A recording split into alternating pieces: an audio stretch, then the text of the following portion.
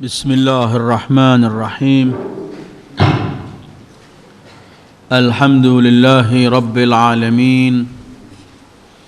Wassalatu wassalam ala al-habibil Mustafa Abil Qasim Muhammad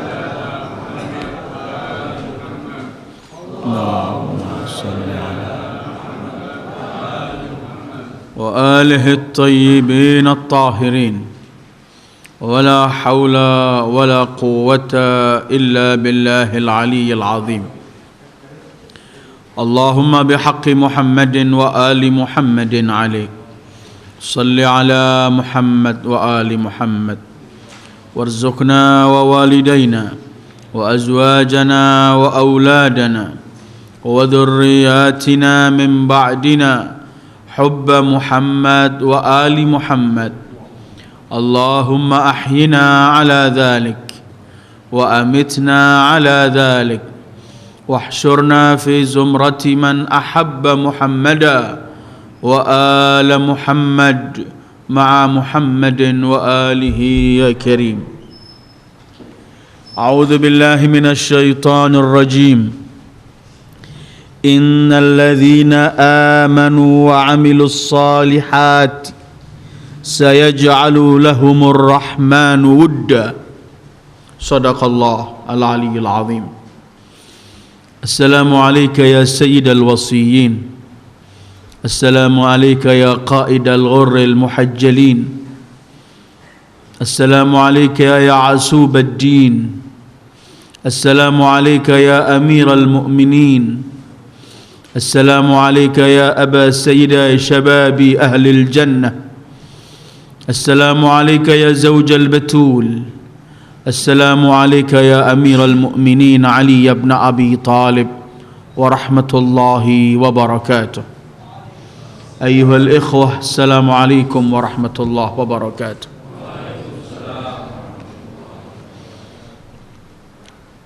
Malam ini seperti yang saya janjikan minggu yang lalu, kita akan membicarakan Sayyidul Wasiyin, Imamul Masyariq wal Magharib, Ali ibn Abi Talib.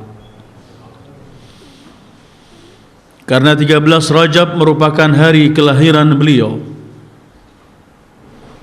dan selalu kita berhenti di hari kelahiran mereka, manusia-manusia agung, jua di hari wafat mereka. Gunanya kita ingin selalu mengenang Ahlul Bait, mengkaji Ahlul Bait, membaca sejarah Ahlul Bait, karena Ahlul Bait merupakan opah risalah yang harus dibayar oleh setiap muslim yang mengaku Sayyidul Wujud Muhammad sallallahu alaihi wa alihi sebagai nabinya. Kita selalu akan berhenti di hari-hari wafat maupun hari lahir mereka, guna ingin menampakkan rasa cinta kita pada mereka, yang kelak cinta itu akan kita buat modal untuk menuju kepada Allah dan menghadap Allah. Dengan harapan mungkin dengan cinta itu kita akan selalu mengenang mereka, dan kemudian mulai ingin melakukan apa yang mereka lakukan, apa yang mereka perintahkan, dan meninggalkan apa yang mereka larang. Karena bukti cinta adalah al-wala. Bukti cinta itu ialah mengikuti perintah yang kita cintai dan meninggalkan larangan yang mereka larang. 13 Rajab, subuh hari Jumat, setelah Rasul sallallahu alaihi wa alihi dilahirkan 30 tahun, terjadi satu peristiwa yang dahsyat. Dan peristiwa itu bukan begitu saja terjadi, tapi pasti ada yang mengatur, karena tiada sesuatu di muka bumi Allah dan dimanapun jagat alam ini kecuali semua atas tentuan penciptanya, yaitu Allah. Kulla yaumin huwa fi sya'. Setiap detik, setiap saat, apapun yang terjadi, Di makhluk Allah ini semua itu atas pandangan Allah, ketentuan Allah. 13 Rajab terjadi suatu yang sangat mengherankan dan mengejutkan. Seluruh penghuni Mekah terkejut dengan peristiwa yang amat besar ini. Di malam itu seluruh rumah penghuni Makkah sedang sunyi. Setiap orang telah berada di rumahnya kecuali beberapa tokoh Quraisy yang masih ada di Ka'bah dan sekeliling Ka'bah. Tapi malam itu Fatimah binti Asad, istri Abu Talib, sedang menantikan kelahiran bayi yang akan beliau lahirkan. Di malam itu beliau berbaring dan yakin beliau akan melahirkan, karena beliau sebagai wanita telah merasa, karena beliau telah melahirkan sebelum Ali, Ja'far, sebelum Ja'far, Aqil, sebelum Aqil, Talib. Karena Imam Ali merupakan anak keempat. Malam itu beliau berbaring di tempat tidur beliau, dan beliau sebagai istri Abu Talib, Syekh Quraisy. Abu Talib pun malam itu tidak di rumah. Fatimah binti Asad kemudian tambah malam seperti ada suara yang mengajak beliau dan memerintahkan beliau untuk meninggalkan dan bangun dari tempat tidurnya, kemudian pergi ke haram, ke Ka'bah. Keluarga Abu Talib, keluarga Abdul Muttalib, setiap menghadapi sesuatu pasti mereka pergi ke Ka'bah, karena mereka ala millati Ibrahim.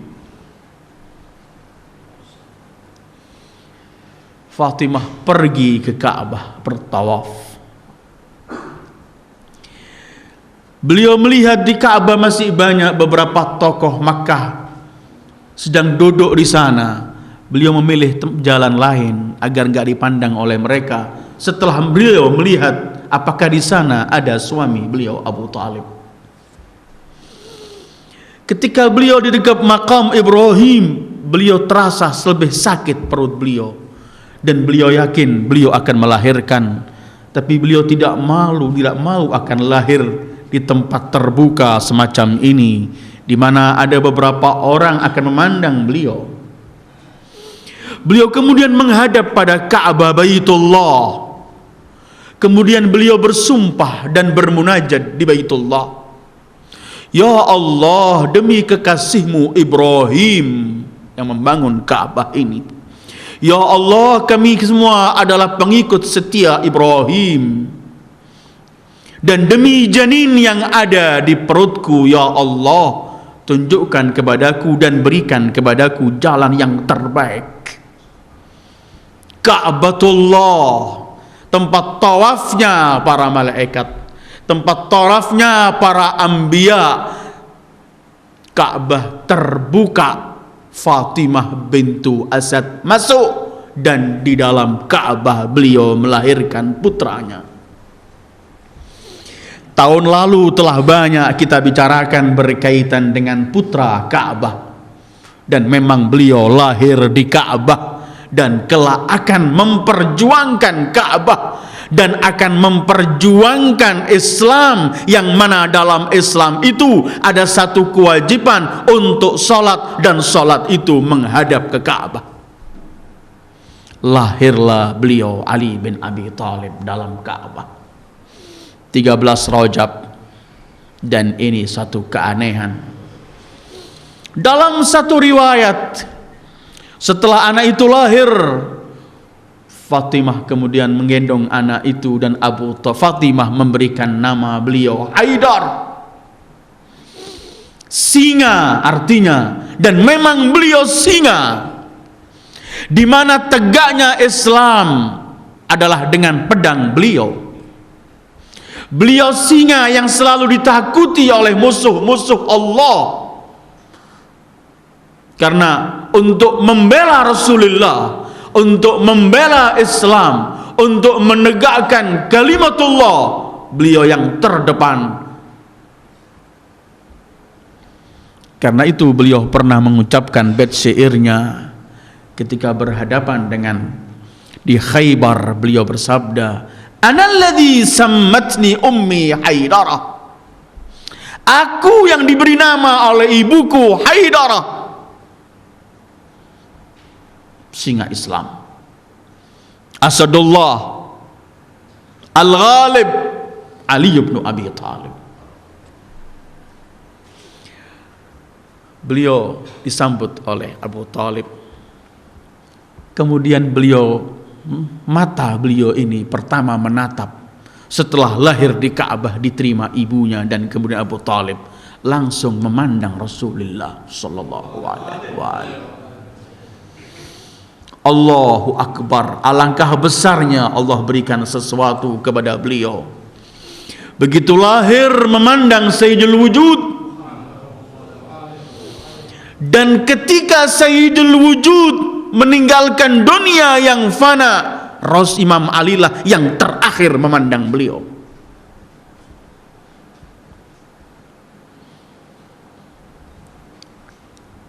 Malam ini kita sedang membicarakan beliau. Beliau yang kemudian disebut oleh Rasul sebagai jiwa Rasul. Beliau yang kemudian disebut oleh Rasul sebagai Aliun ma'al haq wal haqqu ma'a Ali. Ali bersama hak dan hak bersama Ali. Sulit orang membicarakan arti hak, karena segala wujud ini tegak karena hak. Allah ciptakan semua ciptaannya dengan hak, dan Allah turunkan Qur'annya yang penuh hak dengan hak. Bil haqqi anzalnahu wa bil haqqi nazal. Tetapi Rasul ketika ia menampakkan kebesaran manusia, Ali bin Abi Thalib, beliau mengatakan Ali bersama hak dan hak bersama Ali. Artinya Rasul telah memberikan kemudahan bagi umat ini untuk jalan pintas mengenal mana yang hak dan mana yang selain hak. Cukup gamblang ketika beliau berkata, mau kenal hak, Ali bersama hak. Artinya di mana ada beliau Al-Imam Ali, di situ hak, karena Ali tidak pernah pisah dengan hak. Siapa yang berpaling dari beliau berarti berpaling dari hak, dan siapa yang berpaling dari hak pasti hidup dalam kesesatan. Wa madza ba'dal haqqi illa dhalal. Kemudian Rasul menyebutkan Ali ma'al Qur'an wal Qur'anu ma'a Ali lan yaftariqa hatta yarida alayyal haud. Ali bersama Al-Qur'an. Allahu Akbar. Quran sumber segala sesuatu di sini. Quran bersama Ali, dan Ali bersama Al-Quran. Kalau kiblat kaum muslimin dan pegangan mereka yang harus mereka ikuti adalah Al-Quran, sementara bukan semua orang bisa memahami Al-Quran, Rasul memberi kemudahan pada umat ini. Ingin tahu Al-Quran, Ali adalah Quran dan bersama Al-Quran. Kalau sumber syariat kita Al-Quran, maka lihatlah Ali. Di mana gerak-gerik Ali? Beliau bersama hak, bersama Al-Quran. Quran yang apabila Allah mensifati Al-Quran ini, kalau turun di gunung, gunung pun gak mampu menerima Al-Quran, akan pecah terkeping-keping. Lau anzalna hadzal Qur'an ala jabalin la ra'aitahu khashi'an mutasaddian min khasyatillah. Tapi siapa seperti Al-Quran itu? Ali ma'al Quran wal Qur'anu ma'a Ali. Kita sedang membicarakan beliau yang kalau kita membicarakan kebesaran Rasul sallallahu alaihi wa alihi, membicarakan kebesaran ilmu Rasul, yang mana seluruh kandungan Al-Quran ada pada Rasul. Kalau kita membicarakan keluasan ilmu Rasul, maka ternyata Rasul gamblang. Mau mendapatkan ilmuku, mau memperoleh ilmu dariku, mau mengambil istifadah dan manfaat dari ilmuku, Datanglah kepada pintu ilmuku. Siapa ya Rasulullah? Rasul gamblang menjawab, ana Madinatul ilmi wa aliyun babuha. Aku kota ilmu. Adakah kita masuk kota tanpa melewati pintu? Adakah kita masuk rumah tanpa melewati pintu? Adakah kita bisa mengambil sesuatu di dalam rumah ini tanpa melewati pintu? Sementara Al-Quran gamblang, fa'tul buyuta min abwabiha, datangilah rumah-rumah itu lewat pintunya, karena yang genah, yang waras akan masuk rumah lewat pintu. Karena yang lewat selain pintu bukan diartikan orang yang masuk yang genah, tapi memiliki arti yang lain. Gamblang Rasul ketika ingin menyebutkan. Artinya Rasul ingin mengatakan, mau cari hak, lihat di mana ada Ali, di situ ada hak. Mau lihat Al-Quran, lihat Ali, di mana ada Ali, di situ ada Al-Quran. Mau mengambil ilmuku yang Allah pernah berkhitab untuk Sayyidil Wujud, wa 'allamaka ma lam takun ta'lam wa kana fadlullahi 'alaika 'azima. Allah mengajarkan kepadamu ya Sayyidil Wujud ilmu-ilmu yang kamu tadinya tidak bisa tahu. Dari mana kita bisa memperoleh ilmu itu? Lewat pintunya. Siapa pintu ilmu Rasul? Rasul sendiri menjelaskan pada umat ini agar supaya mudah, gak tercabik-cabik umat ini, agar mudah memperoleh hak, agar mudah memperoleh kebesaran Al-Quran dan kandungan Al-Quran, agar mudah memperoleh ilmu Rasul. Ana Madinatul ilmi wa aliyun babuha. Ali adalah pintunya. Dan ini yang diungkapkan Rasul untuk Imam Ali, semua ini semua murni perintah Allah dan murni rahmatnya Allah, rahmatnya Rasul untuk memberi kemudahan bagi umat ini agar gak sulit, agar memperoleh kebenaran, agar memperoleh ilmu, agar memperoleh Al-Quran lewat jalan yang paling pintas, yaitu Ali bin Abi Thalib, pintu kota ilmu Rasul. Karena itu sering kalau beliau mengungkapkan hal-hal yang nampaknya aneh, mengherankan, kadang-kadang nampak seperti ini mengetahui sesuatu yang di luar, yang gak bisa dikaji, seperti ghaib. Ketika beliau mengungkapkan hal-hal semacam ini, ada orang yang teriak, ya Ali, apakah kamu tahu ghaib? Imam cuma senyum, beliau berkata, ini bukan ghaib, tapi ini ilmu yang diberikan oleh yang maha mengetahui, yaitu Rasulullah sallallahu alaihi wa alihi. Innama huwa ta'allumun min dhi ilm. Karena itu sering kejadian apabila beliau menselesaikan kejadian di zaman beliau setelah wafat Rasul, dan bermacam-macam kejadian yang orang gak mampu menyelesaikan dan aneh sepintas. Beberapanya pernah kita bicarakan. Selalu beliau kemudian teriak, Sadaqa habibi Rasulullah, benar kekasihku Rasulullah, aku telah diberitahu hal ini akan terjadi. Kita sedang membicarakan manusia yang Rasul menyebutkan beliau bersama hak, Rasul menyebutkan beliau bersama Al-Quran, yang Rasul menyebutkan beliau adalah pintu kota ilmunya. Kita sedang membicarakan manusia yang Allah dan Rasul jadikan manusia ini sebagai tolak ukur iman dan tidak iman kita. Allahu Akbar. Iman membawa kita kemana? Nifak selain iman membawa kita kemana? Pasti iman itu membawa kita ke surga, dan kenifakan itu membawa kita kepada neraka. Tolak ukur siapa yang mukmin, siapa yang munafik. Ternyata Rasul gamblang juga menyelamatkan umat ini dengan mudah, supaya spontan tahu siapa yang mukmin, seperti siapa yang bersama hak, siapa yang bersama Al-Quran. Gamblang ketika Rasul bersabda, ya Ali, la yuhibbuka illa mu'min wa la yabghadhuka illa munafiq. Hei Ali, tidak mencintai kamu kecuali mukmin. Allahu Akbar. Tolak ukur untuk mukmin dan munafik. Rasul memberi kemudahan untuk umat ini. Lihatlah Ali.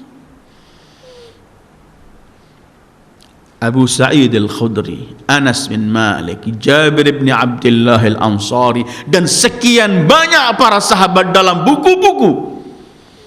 Mereka semua menyebutkan, kami tahu siapa yang munafik dan tidak, itu cuman kita lihat siapa yang mencintai Ali dan siapa yang membenci Ali. Kalau mencintai berarti mukmin, kalau membenci berarti munafik.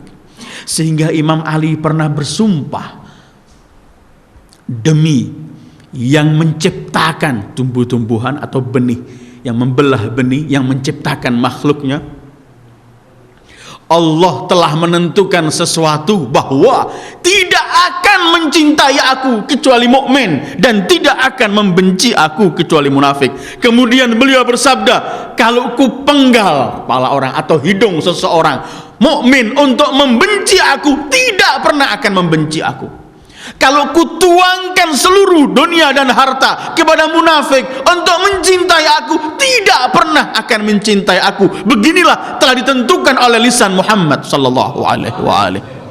La yuhibbuka illa mu'min wa la yabghadhuka illa munafik. Allah bukan remeh ungkapan nifaq. Karena itu ketika Allah menurunkan firman a'udzubillahi minasyaitonir rajim, dan mungkin itu dalam surat Sajdah ketika Allah berfirman, sebentar lagi akan saya bacakan beberapa ayat Al-Qur'an yang turun untuk beliau. Antara lain Allah berfirman, afaman kana mu'minan kaman kana fasiqan la yastawun. Di sini para mufassirin Ibnu Abbas dan lainnya, afaman kana mu'minan Ali bin Abi Thalib, afaman kana mu'minan kaman kana fasiqan Walid ibn Uqbah. Siapa contoh mukmin? Ali. Siapa yang bisa kita kenal dia mukmin atau tidak mukmin? Cintanya terhadap Ali. Bahkan ada riwayat-riwayat lain, kalau ada orang enggak mencintai Ali bin Abi Thalib, itu artinya maaf dan tempat yang mulia ini. Tapi dalam riwayat ini, orang itu, orang tuanya ketika berhubungan dengan ibu anak itu dibarengi dengan syaitan, atau menghubungi istrinya bukan dalam keadaan tohur. Para sahabat di Madinah pernah ketika Rasul menyebutkan la yuhibbuka illa mu'min, dan tidak mencintai Ali kecuali orang yang lahirnya genah bersih. Sering orang Madinah membawa anak-anak kecilnya ketika Ali bin Abi Thalib dinampakkan, ditunjukkan, kalau anak ini mencintai imam, senang, gak gusar, gak takut, senang, peluk, calon mukmin. Kalau lihat langsung gak senang, diceraikan istrinya, sudah gak terlalu penting punya anak semacam ini. La yuhibbuka illa mu'min wa la yubghiduka illa munafiq. Dan kapan akan sama munafik dan mukmin? La yastawun, tidak pernah akan sama. Kita sedang membicarakan pintu ilmu Rasul, tolak ukur mukmin dan munafiknya seseorang, yang bersama hak atau tidak, yang bersama Al-Quran atau tidak, dan pintu kota ilmu Rasul sallallahu alaihi wasallam. Tahun lalu telah banyak kita bicarakan berkaitan dengan hari kelahiran beliau, dididik langsung dan dididik langsung oleh Rasul, dan banyak hal-hal yang bisa dirujuk di tempat-tempat itu. Ketika Rasul menyebutkan Ali bersama Al-Quran dan Al-Quran bersama Ali tidak pernah berpisah, artinya seluruh kandungan Al-Quran ada pada Imam Ali, dan semua gerak-gerik Imam Ali hanya terkontrol Al-Quran dan bersama Al-Quran, tidak pernah keluar dari Al-Quran. Orang berarti orang yang memerangi Imam Ali, memerangi Al-Quran, memerangi hak. Orang yang benci dari Imam Ali, benci Al-Quran, benci hak, walaupun apapun yang ia lakukan. Orang Khawarij, sholatnya begitu banyak, praktek-praktek ibadahnya begitu banyak, tapi apakah mereka pernah dekat pada Allah? Beliau pernah bersabda, kalau aku mau, aku akan sampaikan pada kalian siapa yang akan mati bersama kita, siapa yang akan memerangi kebenaran, di mana dia, siapapun, di tempat mana dia mati, semua akan bisa aku beritahu karena Rasul telah memberitahu kepadaku. Kita sedang membicarakan beliau Al-Imam Ali bin Abi Thalib yang disebut oleh Rasulullah sebagai kekasih Allah dan Rasulnya. Allahu Akbar. Baca peristiwa Khaybar ketika Rasul menyebutkan, besok kuberikan kepada seseorang yang mencintai Allah dan mencintai Rasul dan dicintai Allah dan dicintai Rasulnya. Semua para sahabat pagi itu ingin kalau ia dipilih. Ternyata Rasul cuma menoleh ke kanan ke kiri. Kemudian beliau bersabda, di manakah Ali? Titelnya dari Rasulullah yang tidak berbicara kecuali wahyu. Beliau adalah Habibullah dan Habib Rasulih. Bagaimana orang bisa menyentuh atau mendapatkan harum surga kalau membenci kekasih Allah dan Rasulnya? Kalau memerangi al-haq, memerangi Al-Quran, memerangi ke pintu kota ilmu Rasul, memerangi orang yang disebut oleh Rasul sebagai tolak ukur mukmin atau munafik. Membenci Ali munafik. Jangan kemudian Anda tanya bagaimana yang memerangi, itu pasti bisa kita ketahui sendiri. Habibullah, Habib Rasulih, bab ilmu Rasul, ma'al haq, ma'al Quran, mi'yarul iman wan nifaq, Ali bin Abi Thalib.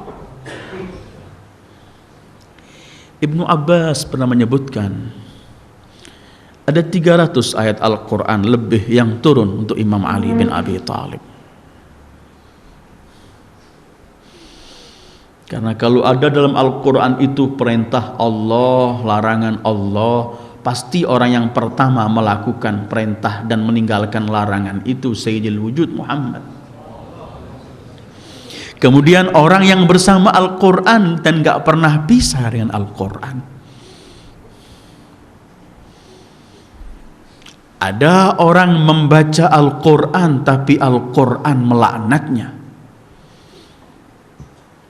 Ada orang membaca Al-Quran tapi kelak di hari kiamat Al-Quran itu bersaksi jelek untuk orang itu. Kalau Rasul telah menyebutkan beliau sebagai bersama Al-Quran dan Al-Quran bersama beliau, karena itu kemudian disebutkan setiap ya ayyuhalladzina amanu dalam Al-Quran, orang yang terdepan dalam perintah itu adalah Ali bin Abi Thalib. Ada 300 ayat Al-Quran, bahkan bisa lebih, yang turun untuk Al-Imam Ali bin Abi Thalib.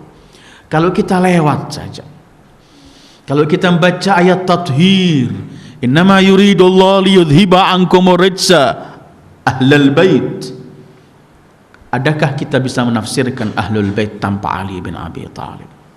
Kalau kita menyebutkan ayat Al-Quran, qul la as'alukum alaihi ajra illal mawaddata fil qurba, adakah qurba Rasul kita lewati tanpa Ali bin Abi Thalib?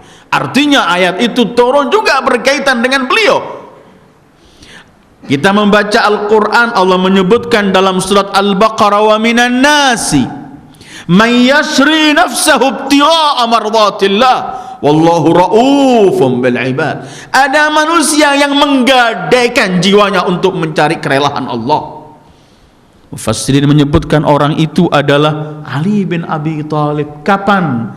Waktu beliau tidur di malam hijrah Rasul sallallahu alaihi wasallam.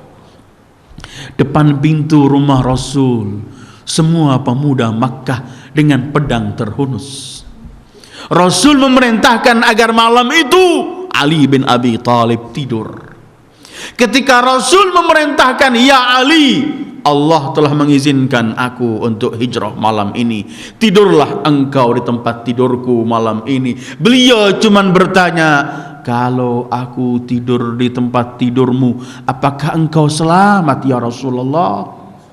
Kata Rasulullah, iya ya Ali, sujud syukur beliau karena Rasulullah selamat. Adapun beliau di depan semua musuh Allah, apapun yang terjadi untuk beliau murah, yang penting sayyidul wujud selamat. Karena beliau nggak tanya selamatkah aku, nggak ada depan Rasul. Karena tetap, dan terus saya ulang-ulangi terus berkali-kali saya sebutkan, tetap kita masih bisa memahami bagaimana Imam Ali memposisikan dirinya di hadapan Rasulullah. Beliau cuma selalu menyebutkan, ana abdun min abidi Muhammad, aku cuma budak dari budak Muhammad. Dan kapan budak itu bisa menawar perintah atau enggak melaksanakan perintah? Budak cuma melaksanakan perintah. Aku hanya budak dari budak Muhammad sallallahu alaihi wasallam. Malam itu turun ayat ini. Ayat ini aslinya, ayat ini menceritakan ketika Imam Ali menjual, menggadaikan dirinya untuk Allah. Wa minan nas man yasri nafsahu, ketika melakukan cuman ibtigha mardatillah, hanya mengharapkan pahala dari Allah, kerelaan Allah. Rasul pernah mengomentari berkaitan dengan apa yang dilakukan oleh Ali bin Abi Thalib malam itu. Beliau pernah bersabda, pahala Ali bin Abi Thalib malam itu ketika tidur di rumahku malam hijrahku, kalau dibagikan untuk memberikan syafaat seluruh penghuni mahsyar cukup. Kenapa bisa mahal? Sering kita mendengarkan Rasul ini memberi harga begitu mahal untuk Ali bin Abi Thalib dan semua yang berkaitan dengan beliau Ali bin Abi Thalib. Sekali malam itu, Allahu Akbar, kalau dibagikan untuk penghuni mahsyar cukup. Atau kita mendengarkan hadis yang ketika Rasul mengomentari apa yang dilakukan Ali bin Abi Thalib di hari Khandaq atau di perang Ahzab, ketika beliau duel dengan Amr bin Abdi Wud, yang dikatakan tokoh yang dihargai 1000 kepala oleh orang jahiliyah saat itu.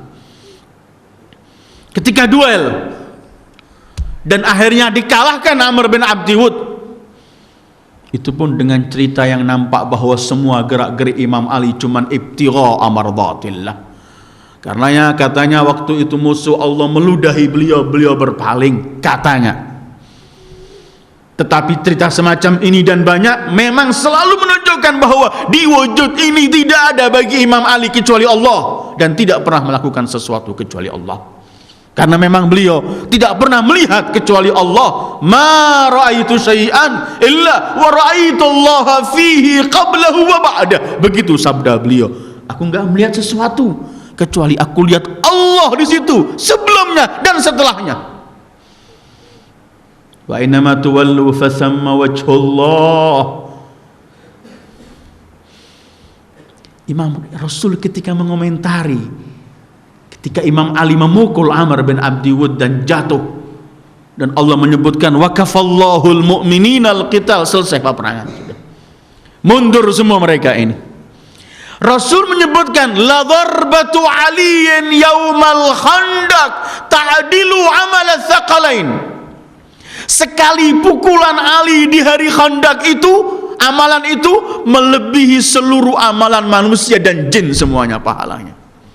Kenapa harus mahal kalau dari Ali bin Abi Thalib? Ini bukan basa-basi Rasul menyanjung menantu beliau, abadan. Rasul enggak bicara kecuali wahyu. Ma yantiqu anil hawa in huwa illa wahyun yuha. La darbatu Ali.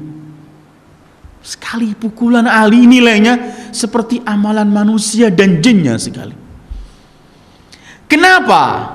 Sering kita sebutkan dalam pengajian tafsir ini bahwa nilai perbuatan seseorang itu adalah diukur dengan keyakinan dan akidah orang itu. Karena itu Rasul pernah menyampaikan, kadang-kadang 1 dirham nilainya 1000 dirham. 1 dirham orang keluarkan, nilainya ini seperti kalau orang lain mengeluarkan 1000 dirham. Bahkan dalam riwayat rubba dirhamin sabaqat mi'at al dirham, 1 dirham mengalahkan 100.000 dirham. Kenapa?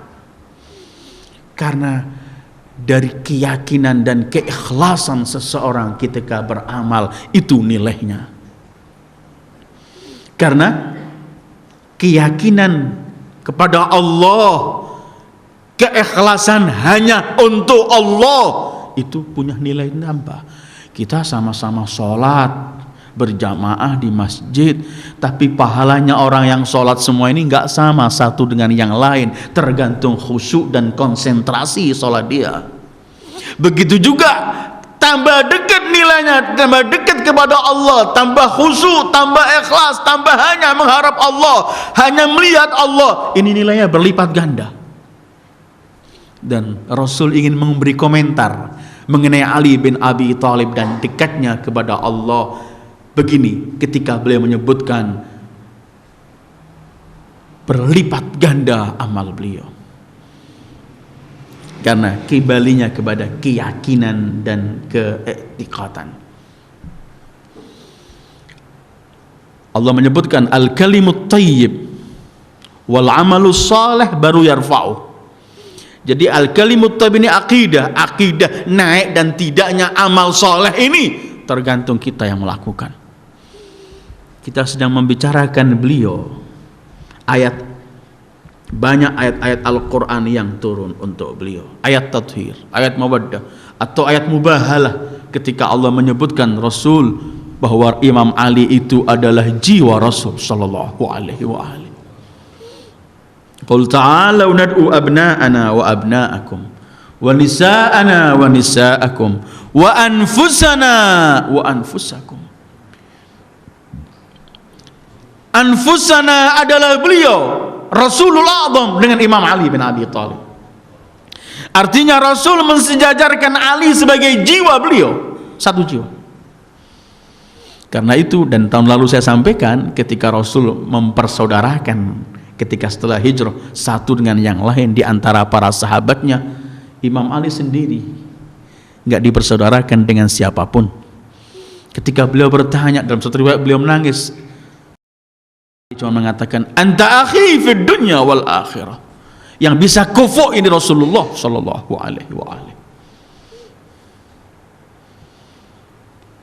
Allah juga berfirman, ayat turun untuk beliau, innalladzina amanu wa amilus salihat ulaika hum khairul bariyah. Allahu akbar.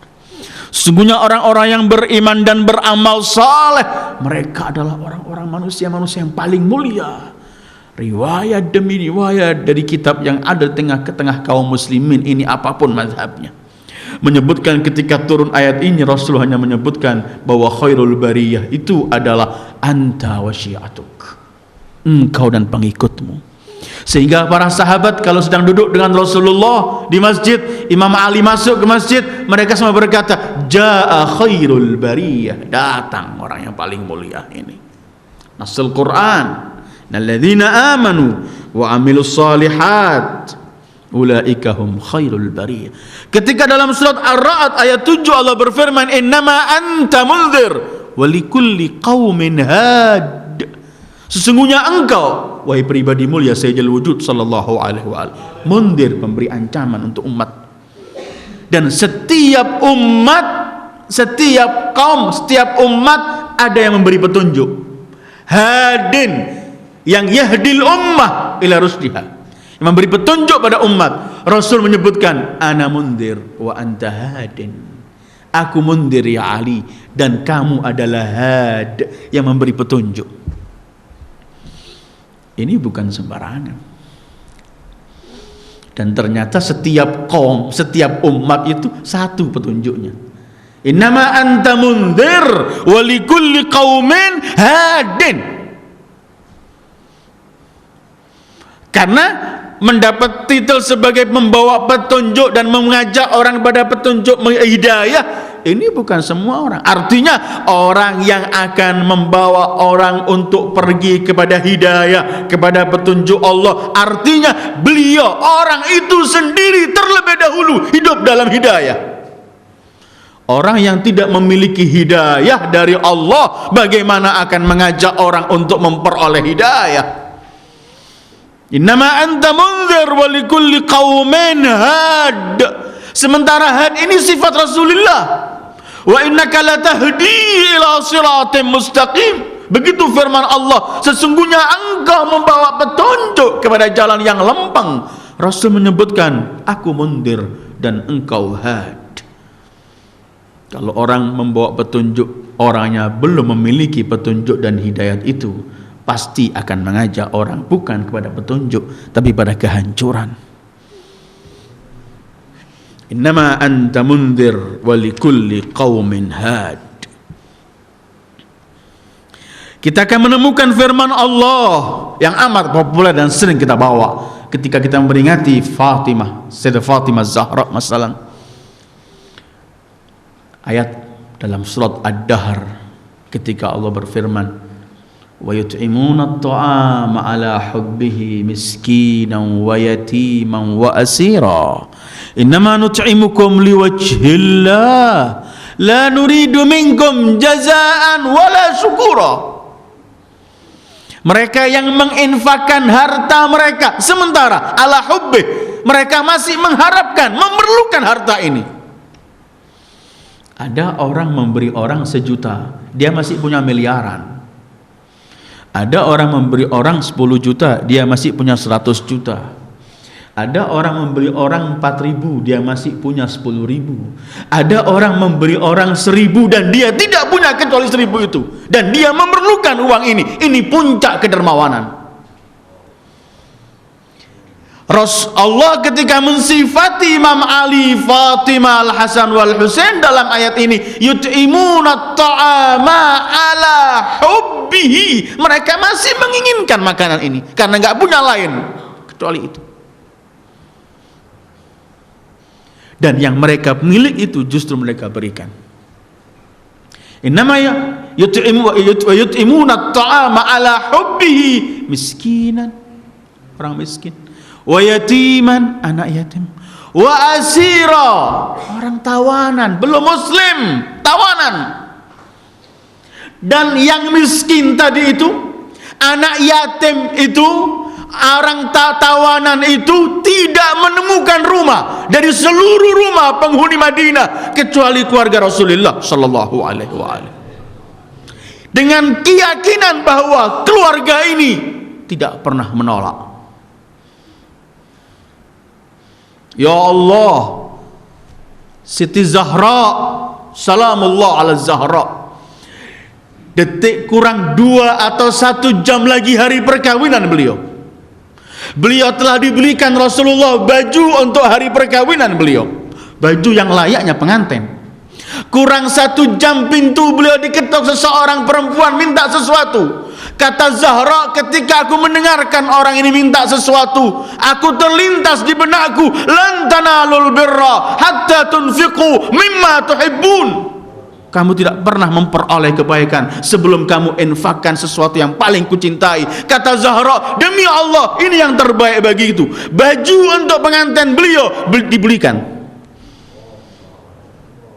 Istri-istri Rasul kumpul, Ummi Salamah dan lainnya, ingin memberikan atau memaes istilahnya. Fatimah akan dibawa ada suaminya hari pernikahannya. Mereka tanya, mana baju yang telah engkau dipersiapkan oleh ayahmu? Zahra hanya menundukkan kepala. Kemudian beliau berkata, aku berikan pada orang. Salamullahi ala Zahra. Mereka semua teriak, ya Zahra, ini hari perkawinanmu. Ketika mereka masih semacam ini, Rasul masuk. Rasul kemudian memeluk dan memuji Zahra dan membawa hadiah dari Allah untuk Zahra. Yut'imuna at-ta'ama ala hubbi miskinan wa yatiman wa asira. Siapa bapak anak yatim? Di masa Imam Ali di Kufah, anak yatim dari ujung Kufah sampai ujung Kufah, kalau mereka dipegang seseorang, ketemu seseorang, kemudian mereka ditanya, siapa ayahmu? Semua menjawab, ayah kita Ali bin Abi Thalib. Bahkan dalam salah satu buku yang tadi baru saya baca, di saat itu banyak anak-anak menganggap coba aku yatim seperti kawanku akan mendapatkan kemuliaan dari Ali bin Abi Thalib yang lebih. Abul Aitam, ayat ini turun untuk beliau. Fatimah, keluarga Fatimah. Wa yut'imuna at-ta'ama 'ala hubbihi miskinan wa yatiman wa asira. Innama nut'imukum liwajhillah. Kami memberikan cuman karena Allah. La nuridu minkum jazaan wala syukura. Atau kita membaca dalam surat Al-Maidah berkaitan infak juga, innama waliyukumullahu wa rasuluhu walladzina amanu alladzina yuqimuna as-salata wa yu'tuna az-zakata wa hum raki'un. Itu turun untuk beliau Ali bin Abi Thalib ketika menginfakkan cincinnya dalam keadaan rukuk.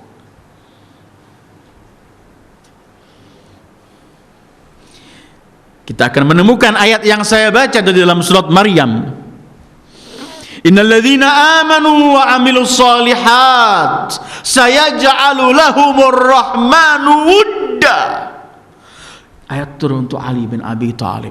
Orang-orang yang beriman dan beramal soleh, Allah akan berikan pada hati orang tersebut kasih sayang kepada Ali bin Abi Thalib. Allahu Akbar. Orang yang sudah mencintai Ali bin Abi Thalib, ini yang Allah berikan satu pemberian bonus kepada orang yang mendekatkan diri pada Allah, karena bukan mudah orang mencintai Ali bin Abi Thalib. Tetapi Allah menyebutkan innalladzina amanu wa amilus solihat sayaj'alu lahumur rahmanu wudda. Karena urusannya antara iman dan nifak ialah hubbu Ali. Artinya antara jannah wan nar, surga dan neraka. Orang yang sudah mencintai Imam Ali tidak pernah gentar dengan apapun yang terjadi. Lihat, baca sejarah, sepanjang sejarah ini, setiap pecinta Imam Ali dikejar-kejar. Di masa-masa Bani Umayyah dan Abbasiyin, orang menamakan anaknya Ali takut. Orang meriwayatkan riwayat mengenai Ali bin Abi Thalib takut. Dilaknat 60 tahun. Ada yang mengatakan 80 tahun di mimbar. Setiap datang Abbasiyin juga mengejar-ngejar pengikut Ali bin Abi Thalib. Ada yang dicor, jadikan cagak hidup-hidupan, jadikan tiang. Ada yang diletakkan di penjara, puluhan dibunuh semalam, 40 Alawiyin dan Alawiyah. Ada yang digantung, disalib, diapakan apa saja, tetap mereka dengan bangga mereka menuju kepada Allah, tetap membawa cinta pada Ali bin Abi Thalib. Dan itu belum selesai. Mungkin memang sepanjang sejarah, sampai kapan saja pecinta Imam Ali akan dikejar-kejar oleh orang. Ini yang saya sampaikan minggu yang lalu, hadis yang diriwayatkan dari Fatimah, seluruh namanya Fatimah, sampai Fatimah Az-Zahra, ketika Rasul bersabda, siapa yang mati mencintai Muhammad dan keluarganya, mati syahid. Karena memang orang yang merongrong orang supaya jauh dari Ahlul Bait sangat banyak. Pecinta Ahlul Bait, pecinta Imam Ali artinya harus siap apapun yang dihadapi. Man ahabbana ahlal bait falyasta'idda lil faqri jilbaba walil bala'i ihaba. Siapa yang mencintai keluarga Ahlul Bait, mencintai kami keluarga Ahlul Bait, siap miskin dan siap kena bermacam-macam bala. Tapi miskin, bala, dimusuhi orang, dikurcilkan orang, diboikot orang, dan apapun, dibunuh orang, semua itu murah, karena yang ada adalah hubbu Muhammad wa ali Muhammad.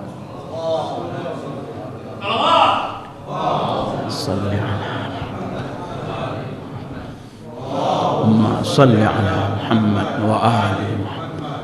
Allahumma salli ala Muhammad wa ali. Karena itu yang tadi disebutkan oleh Imam Ali, kalau aku pukul hidung seseorang dengan pedangku ini, aku bunuh, untuk membenci aku tidak pernah akan membenci orang mukmin. Tetap lihat cerita Maitham at-Tammar yang disalib, lihat cerita Rusaid al-Hijri, lihat cerita pengikut-pengikut Imam Ali yang tabah, tidak pernah gentar. Lihat Hujr bin Adi. Lihat semuanya, tetap ada seorang, Allahu Akbar, datang pada Imam Ali. Orang itu sudah lama nggak datang, selalu pada Imam Ali. Waktu dia datang nampak sudah tua dia. Imam Ali mengatakan, kamu sudah nampak tua sekarang. Kata dia, fi ta'atika ya Amirul Mukminin, tuaku ini hanya untuk taat kepadamu. Kata Imam, araka tatajallad, tapi kamu nampakkan masih pada nampakkan kuat kamu. Ala aduwika ya Amirul Mukminin, memang aku nampakkan kuat untuk menghadapi musuhmu. Kata Imam Ali, arafika baqiyah, memang aku lihat kamu masih ada sedikit kekuatan. Hiyalaka ya Amirul Mukminin, ini pun untukmu. Orang ini nggak punya apa-apa, dia mau hidupnya semua untuk Ali bin Abi Thalib. Jangan heran kalau kemudian pengikut-pengikut Ali bin Abi Thalib dalam sepanjang sejarah, mereka yang paling tampil menegakkan kebenaran karena mereka tidak pernah gentar menghadapi kematian. Bagaimana mereka nggak rindu kepada kematian, sementara mereka merindukan jumpa pada Rasul dan Ahlul Bait. Kematian bagi mereka yang paling niat. Lihat sekarang Hizbullah dengan Hasan Nasrullahnya, mereka tidak pernah membicarakan hidup, mereka cuma bicarakan menang atau syahid. Mereka cuma punya simbol labbaika ya Husain, menyahut pemanggilanmu wahai Husain. Orang yang sudah ada cinta Ahlul Bait, cinta Ali bin Abi Thalib, apa? Puncak kematian itu kan kita berpisah dengan roh. Bukankah seluruh pengikut Ahlul Bait dengan riwayat-riwayat yang ada yakin, seyakin-yakinnya bahwa detik-detik akhir sebelum roh ini lepas berpisah dengan jasad, mereka akan didatangi oleh Rasul dan keluarganya? Adakah kenikmatan lebih dari ini? Alladzina amanu wa amilus solihat sayaj'alu lahumur rahman wudda. Ini pun Allah yang memberi. Karena itu sahifatu kulli mu'min hubbu Ali, atau hubbu Ali sahifatu kulli mu'min, begitu Rasul menyebutkan. Rasul pun pernah bersabda, hubbu Ali jawaz ala sirat, mencintai Ali adalah jaminan untuk bisa melewati sirat. Karena Rasul pernah bersabda, asbatukum qadaman ala sirat aktsarukum hubban li ahli baiti. Orang yang paling kuat mampu bisa melewati sirat tergantung yang paling cinta pada keluargaku, Ahlul Bait. Innal ladzina amanu wa amilus solihat sayaj'alu lahumur rahmanu wudda. Katanya salah satu pengikut Imam Ali, Dirar ibn Damrah, ada yang mengadakan Adi bin Hatim setelah wafat Imam Ali sekian. Dia entah keperluan apa yang harus ia pergi ke tempat Muawiyah, di istana Muawiyah. Muawiyah tahu orang ini adalah pengikut setia Ali bin Abi Thalib. Muawiyah bertanya, sifli Aliyan. Muawiyah berkata, coba ente sifatkan kepadaku Ali itu siapa. Kata orang ini, enggak perlulah, kamu ajak bicara lain saja saya, jangan disuruh ini. Tidak harus kamu lakukan. Tidak lama dia mensifati Imam Ali dengan sifatan yang begitu indah, pandangannya jauh, selalu mencucurkan air mata, ungkapannya tegas, hukumnya adil. Terus kalau malam terlalu munajat pada Allah, sampai terakhir dia nangis. Kata Muawiyah, wa kaifa sabruka an? Ya apa kamu ketika Ali mati? Perasaanmu bagaimana? Mampukah kamu menerima kesabaran ini? Kata Dirar dalam satu riwayat Adi, sabru man dubiha wahiduha fi hijriha qaudam ataha walaskub abrataha. Kalau kamu ingin tahu kesedihan kita kehilangan Ali bin Abi Thalib, atas wafatnya Ali bin Abi Thalib, seperti seorang ibu yang cuma punya satu-satunya anak, dalam pangkuannya anak itu disembelih oleh musuh. Bisakah ibu ini menahan air matanya sepanjang hidupnya? Itulah kesedihan kita pengikut Ali. Kata Muawiyah, ente orang kalau anak mati paling nggak ada yang begini. Ada dari ujung yang paling menjawab, dia berkata, kawan itu kan dilihat model apa kawannya, wahai Muawiyah. Ini pecinta Ali bin Abi Thalib. Dan itu bonus yang Allah berikan pada orang yang beriman dan beramal saleh, tambah memiliki takwa dan cinta pada Allah. Ayyuhal ikhwah, beliau adalah Al-Imam Ali bin Abi Thalib yang telah mendapat bermacam-macam keistimewaan dari Rasul sallallahu alaihi wasallam. Dan Rasul enggak memberikan ini kecuali berdasarkan wahyu dan perintah Allah. Kenapa Imam Ali memperoleh semua ini? Apakah karena keberanian beliau dalam medan pertempuran melawan musuh Allah? Ataukah dalam ilmu yang beliau miliki? Ataukah berkaitan ibadah beliau? Allahu Akbar. Cucu beliau bernama Ali Zainal Abidin, julukannya Zainul Abidin, hiasan ahli ibadah. Julukan lainnya Sajjad, yang ahli sujud, yang katanya kalau setiap hari sholat 1000 rakaat. Ketika Ali Zainal Abidin, Imam Ali Zainal Abidin ditanya, bagaimana ibadahmu ini seperti dengan ibadahnya datukmu Ali bin Abi Thalib? Beliau teriak, siapa yang mampu beribadah seperti ibadahnya Ali bin Abi Thalib? Semua ibadahku hanya setetes dari lautan ibadah Ali bin Abi Thalib. Beliau Imam Sajjad. Apakah karena kezuhudan beliau? Apakah karena kedermawanan beliau? Dermawan yang enggak bisa dihitungkan lagi. Bukan cuma dermawan dengan sesuatu yang beliau masih mengharapkan sesuatu itu, yang masih memerlukan sesuatu. Bukan cuma dermawan dengan ini, dengan jiwanya beliau murah kalau untuk Rasulullah. Dengan apa beliau memperoleh semua ini? Kedudukan yang tinggi dari Allah melalui Rasulnya. Lahirnya di Ka'bah, menjadi istri Al-Batul, menjadi ayah Sayyidah Syabab Ahlil Jannah, menjadi menantu Rasul, menjadi jiwa Rasul, menjadi segala akhu Rasul, wazir Rasul. Dengan apa semua beliau memperoleh kedudukan ini? Beliau tidak memperoleh kedudukan ini kecuali memang bukan memang beliau memiliki kedudukan yang tinggi di sisi Allah. Dan bisa kita lihat kedudukan itu kapan? Ketika beliau telah fana di hadapan Allah, tidak pernah melihat wujud ini ada, yang ada cuman Allah.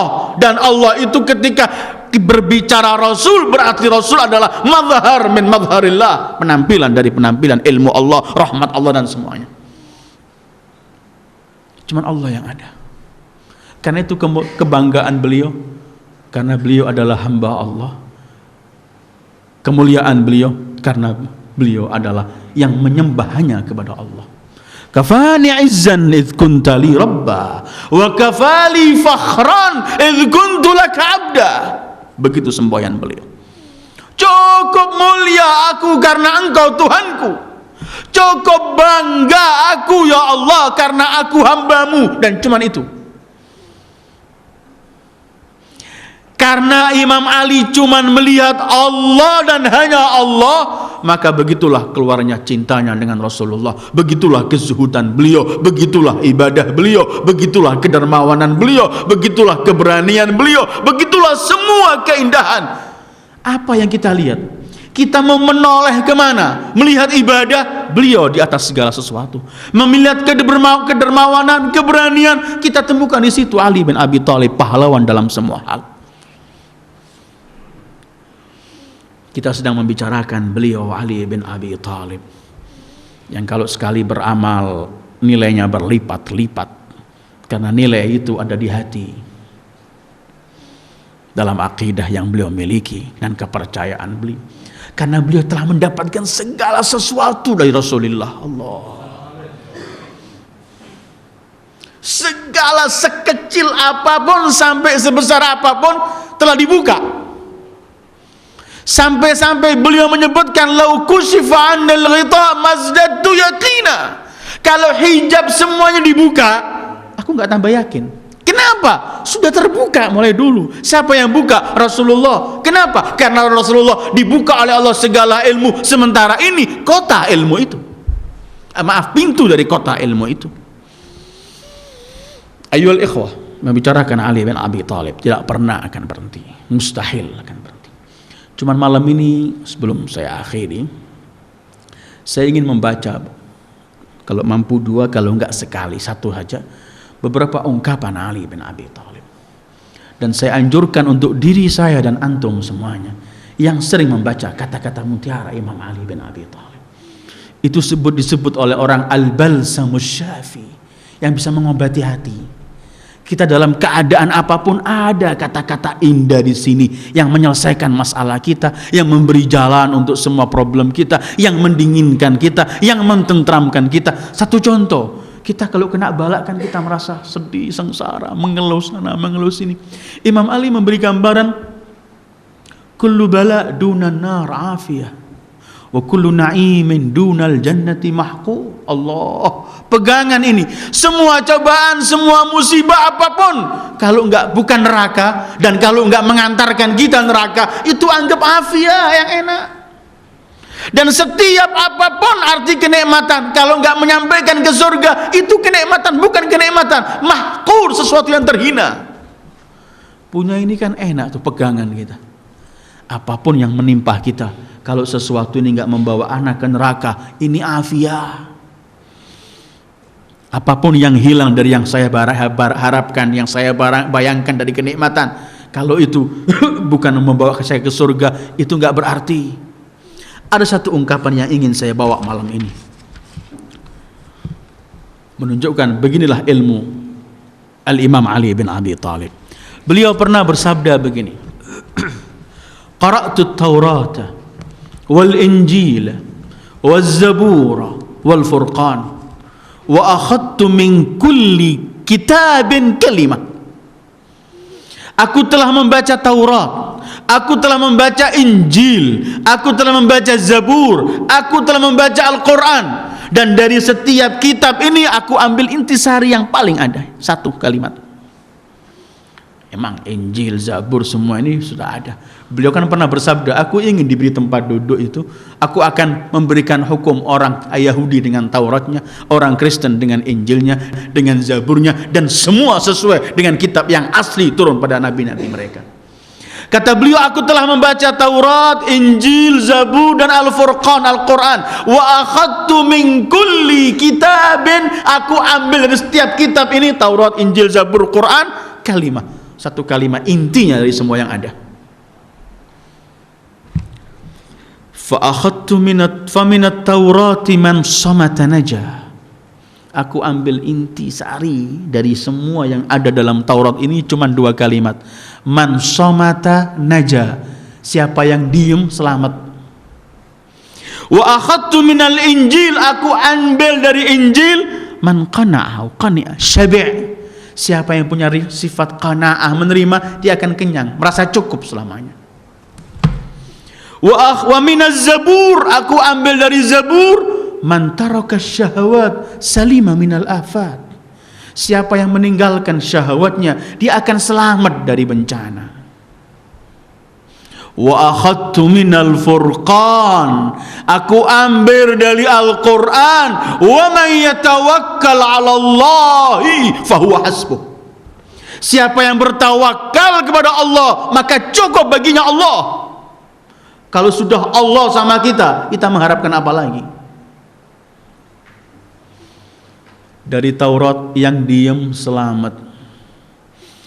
Imam Ali pernah mengomentar perselisihan umat ini karena yang tidak tahu dan enggak memahami ikut berbicara. Lau sakata man la ya'rif saqatal khilaf.